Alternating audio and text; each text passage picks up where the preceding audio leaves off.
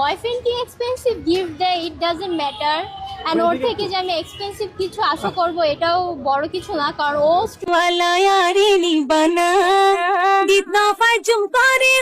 Student, আমিও student. আমাদের ভিতরে অবশ্যই গিফট দেওয়া দিয়ে নেওয়া নিয়ে হয়েছে, বাট এক্সপেন্সিভ যে চোখে পড়ার মতো ওরকম কিছু না। হ্যাঁ আমি গেছি, সো আর জিয়া উদ্যান মানুষ যাই ঘুরতে। আমি যার সাথে রিলেশন করি he was my first love, first relation আমি ক্লাস 10 থেকে করি, অ্যান্ড তখন থেকে আমার আম্মুর সাথে আমি শেয়ার করি। আমার মা ওকে পার্সোনালি ওর সাথে কথা বলে, অ্যান্ড ওকে জানে শুনে, ওর ফ্যামিলি সম্পর্কে জানে, অ্যান্ড আমার আম্মু আব্বুর সেম কথা, সেম অ্যাটেনশন। ছেলে যদি ভালো হয় ইন ফিউচার ওর গোলস নিয়ে আগাবে, আমি আমার গোলস নিয়ে আগাবো, অ্যান্ড দেন আমরা যদি স্টিল থাকি অ্যান্ড দেন ফ্যামিলি হয়তো দিয়ে দেবে। ছেড়ে কেন যাব? ও স্টুডেন্ট, আমিও স্টুডেন্ট, আমাদের গোলস ফিউচার নিয়ে, সো ছেড়ে যাওয়ার কোনো প্রশ্ন আছে?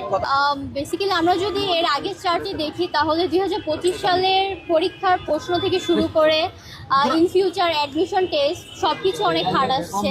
ইভেন 2025 সাল আসলে অনেক খারাপ একটা লাগছিল, সো আমরা জানি না আমাদের 26 সালের ব্যাচটা কীরকম হবে। যদি যাই তাহলে হয়তো কোনো ফ্যামিলি ইস্যুস বা ওইরকম কোনো প্রবলেম হলেই যাব, প্রবলেম ছাড়া তো কেউ কাউকে ছেড়ে যায় না।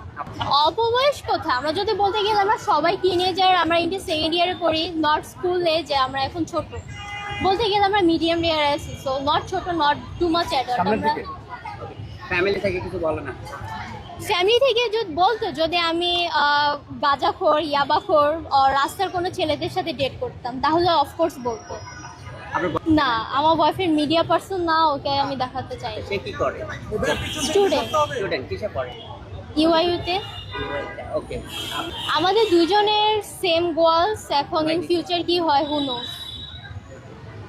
বিয়ের ব্যাপারটা আমাদের ফ্যামিলি দেখবে, কারণ বিয়ে একটা ম্যাচিওর জিনিস আমি বলে আমি যেটা মনে করি পার্সোনালি। সো এটা শুধু আমার পক্ষে না, ওর পক্ষেও থাকা লাগবে। সো এটা ফ্যামিলি ম্যাটার করে যে ফ্যামিলিরা কখন চায় আমাদের বিয়ের। আপনার পুরো নামটা একটু বলে দিন। আমার নাম স্নেহা মুন্না।